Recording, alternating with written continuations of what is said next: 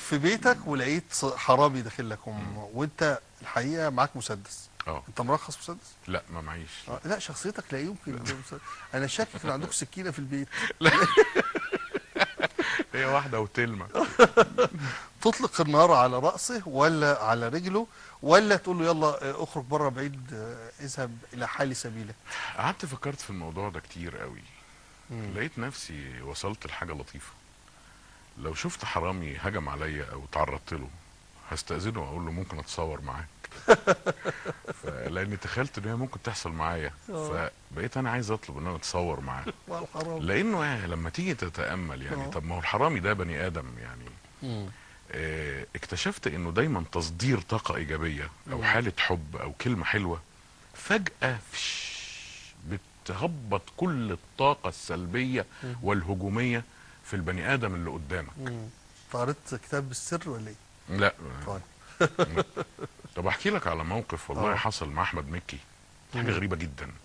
تخيل هو في الدور ال16 في برج كده، فجاه وفي ناس قاعده في المكتب وبتاع، ففجاه دخل واحد ملثم وماسك مسدس. ده قريب ده؟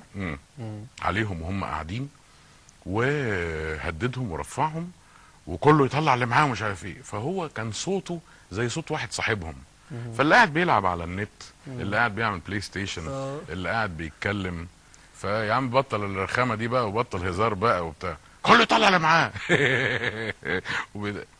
فجأة الراجل ده خرج مشي. والله. فطلع مكي ومحمد ضياستي خارجين، ايه يا جماعه الصوت ده ومين اللي بيزعق ومين اللي قاعد وايه الفرقعه دي وايه الدربكه دي؟ لقوا الاوفيس بوي الولد اللي بيعمل لنا الشاي وبتاع واقف وشه اصفر. فقالوا في ايه؟ قال له كان في 2 ملثمين، واحد ثبتني في المطبخ وواحد دخل عليكم. قال له هو اللي كان جوه ده كان حقيقي ولا ايه؟ قال له فبص رد الفعل، هو الراجل عامل حسابه على حلين، يا رفعك وتطلع اللي معاك، يا تهاجمني ونضرب بعض. هو لقى ضحك وبطل هزار بقى وبتاع وبلاي ستيشن، واللي قاعد رجل على رجل طلع اللي معاك. فبص ده موقف سينمائي عالي جدا جدا. انا ما بقيتش مصدق وهو بيحكي لي. بنضحك ضحك هستيري يعني. دايما لما تجيلك مصيبه اكبر منك او ضغط عليك تصدر حاله كده من انه تحس انك بقيت ابسط شويه.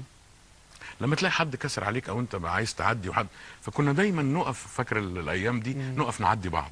كله بيقف يعدي بعض. صحيح. ودايما في حاله شكر، كان في حاله تسامح ورحمه عاليه جدا. ورحمه 18 يوم مفيش زيهم. واتفضل انت الاول، لا اتفضل انت الاول، لا والله يا امل اتفضل، طب متشكر جدا ربنا يخليك.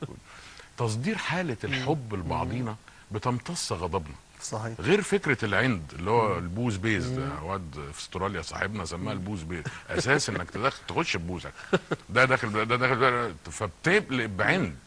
لا ما انتش معدي بعدوانيه، ما انتش معدي، بتقلب بعدوانيه.